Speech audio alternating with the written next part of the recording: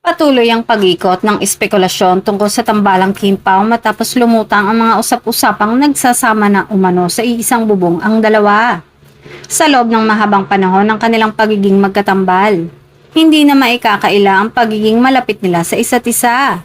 Bukod sa kanilang profesional na ugnayan, kapansin-pansin din ang ipinapakitang malasakit at pagiging maasikaso nila na tila lampas sa karaniwang working relationship.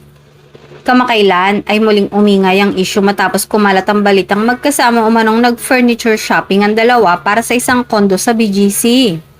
May mga ulat pa na si Pao ay tumulong umano sa pag-ayos ng mga ito. Dahil dito, lalong lumakas ang espekulasyon na maaaring magkasama nga ang dalawa sa isang tirahan.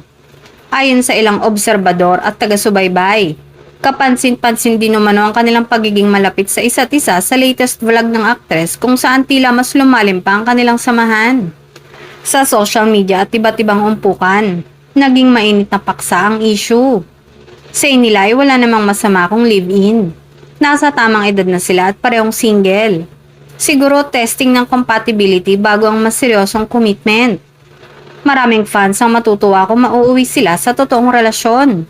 Sa kasalukuyan ay wala pang opisyal na pahayag mula sa kampo ng Kim Pao upang kumpirmahin o pabulaanan ang mga lumalabas na usapin.